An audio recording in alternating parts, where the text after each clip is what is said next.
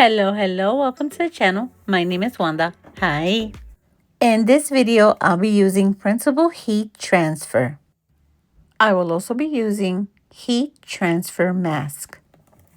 So let's head over to Design Space to start creating. Now, since last time I was in Design Space, there's been lots of changes. So select New Project. As you can see, there's lots to choose from, but let's select Blank Canvas. Now select Start Designing. Once here, you need a design, so select Upload. Select the image. If you don't see it here, just select View All.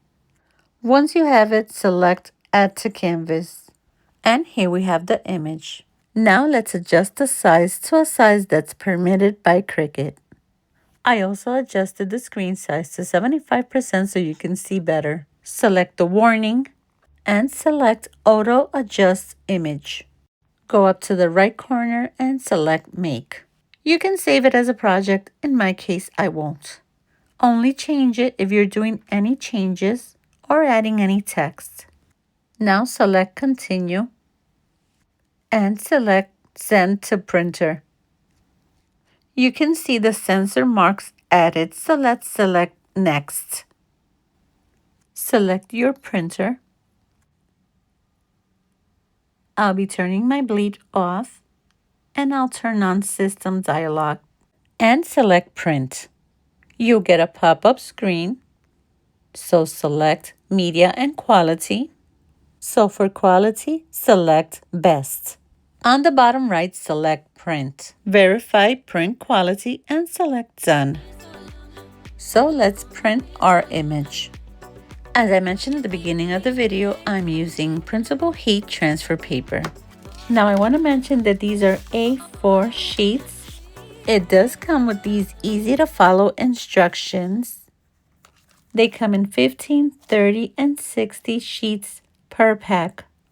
It is a high quality printable surface.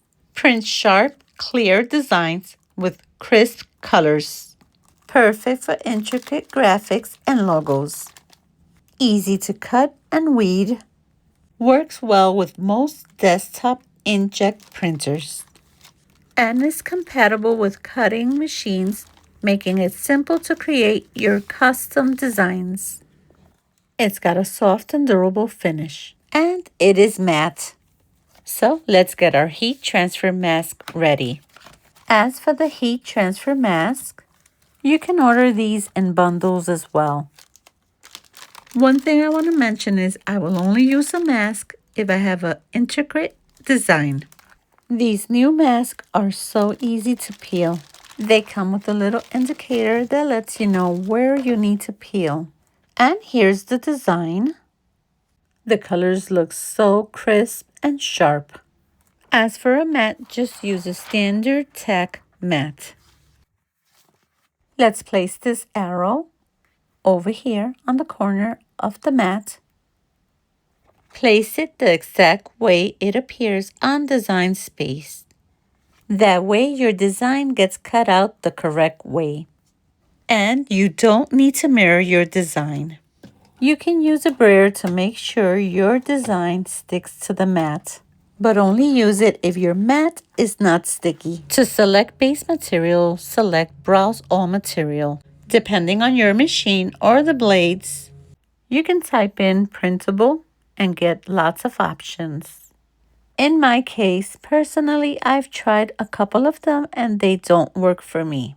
So it is a matter of you testing personally the product with your machine and see what cutting setting works for you. I'll select Iron On and I'll select More Pressure. So it is basically trial and error that's going to get you to learn the settings that work for you with your machine. Now before unloading the mat, check to see if the cut went through. If it didn't, have the machine recut the material, which in my case it did. So now we're ready to do the weeding. Start by pulling on a corner. I'm using here a Teckwrap pen also to help me. As I've mentioned before, this is my favorite weeding tool. You can see that this weeds out beautifully, but if you need to use the weeding pin pen to help you, you can. Don't pull too hard so you don't stretch the material. Once you're done pulling off the unwanted material, go back and get the inside pieces of your letters. As for me personally, I love this product. Therefore, I do recommend it to you. After weeding the project, I will be needing to use a mask. I will be using this Teckwrap heat transfer mask. So let's take it out of the package. In case you've never used this product, this is a heat transfer mask. As you can see, we have a couple of little intricate pieces that need to be transferred onto where we want to iron this project.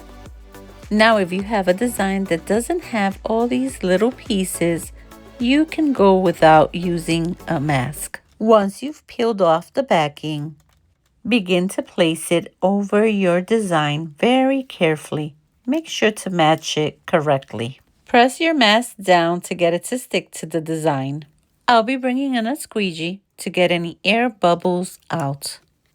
Lift the mask off of your mat and start to remove the backing.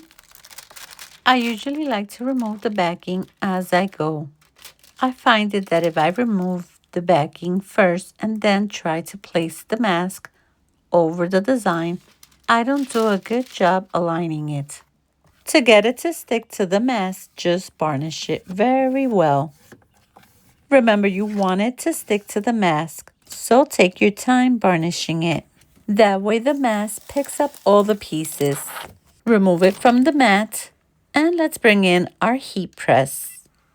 I will be using the lowest heat setting, which is 284 Fahrenheit or 140 Celsius. To get the printable heat transfer to last a longer life on this tote bag, let's do a couple of steps before pressing it. Remove any fuzzies by using a lint roller, and also remove the moisture from the bag by pressing it before pressing your design. I usually like to press it for like 20 seconds. I also wanted to mention I did put a small pillow inside the tote bag. After doing all those steps, we're ready to press our image. Let's remove the backing. Get in one of the corners with your nail and start pulling off the backing. Be very careful when pulling off the backing so you don't pull off any of your pieces. Believe me when I say this is so satisfying. Once you're done, turn it around, align it. Once you're satisfied with the alignment, begin to press it. If you're using a mini press like me, make sure to do circular motion. Do not leave your press still, otherwise you will burn the project. I usually do 20 seconds of each small portion. To peel the mask off, make sure to wait till it cools down. On the instructions, it does say this is a cool peeling. And once you peel the mask off, you can repress for 5 seconds. This will help it seal or blend onto the fabric. As you can see, this is a very easy product to use. I really recommend it. So if you watched to the end and you liked the video, don't forget to give us a like. If you're not subscribed to the channel, please subscribe. See you on the next video. Bye bye.